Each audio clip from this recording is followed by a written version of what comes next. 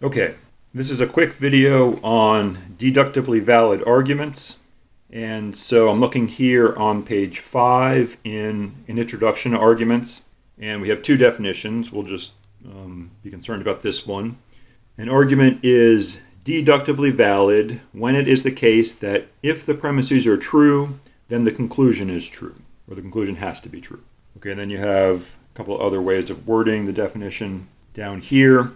But we'll look at this main one. And so what I want to point out to you is that in the definition, it says if the premises are true. So we're not actually worried about whether or not the premises are in fact true.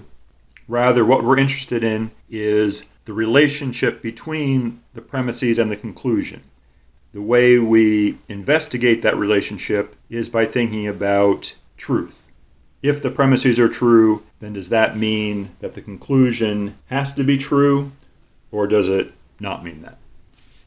Okay, so next we'll look at some examples, and maybe you want to think about these examples yourself before you listen to me go through them. So we have 5 examples, and I'll tell you that 4 of these arguments are valid and 1 of them is not. Okay, so if you want to figure out which is which first, you can. Otherwise, I'll just get into it right now.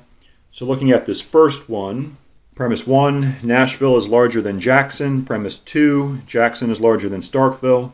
Therefore, Nashville is larger than Starkville. Okay, this is valid. If these premises are true, then this conclusion has to be true. It might help you see that because the premises actually are true, but like we said just a second ago, that doesn't really matter. Just what matters is if they're true, then this conclusion has to be true. And you might also notice that what's significant about this argument is this larger than relationship. And so any argument that says A is larger than B, B is larger than C, therefore A is larger than C is going to be valid.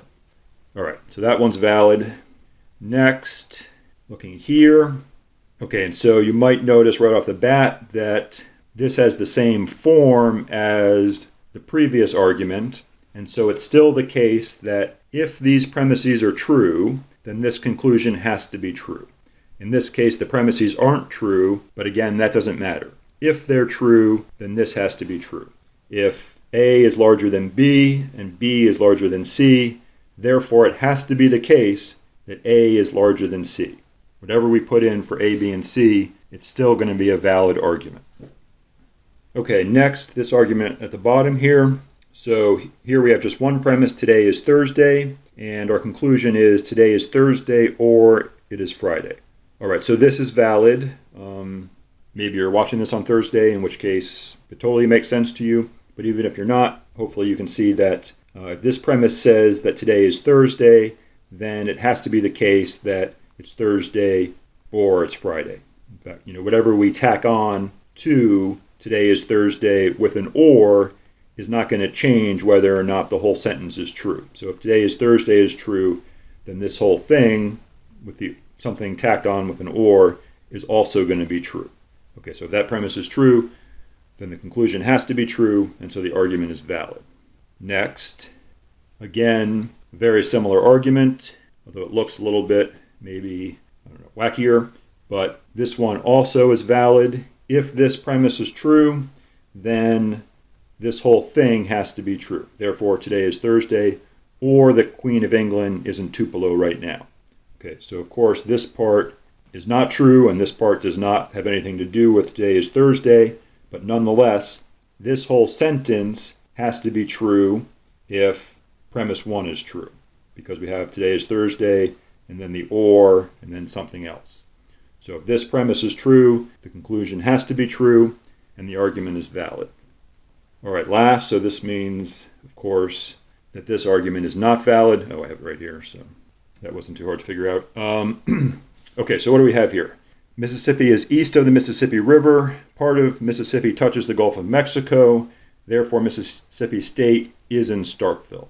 Okay, so both premises are true as it says, but nonetheless, if these premises are true, then these premises being true doesn't make it the case that Mississippi State has to be in Starkville or is in Starkville.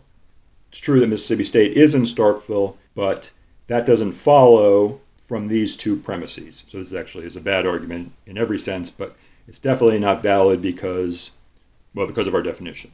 If these two are true, then that does not guarantee that the conclusion is true. Okay, so this is invalid. All right, so hopefully those examples helped. Of course, there are more examples at the end of the chapter. And if you have any questions, you can email me.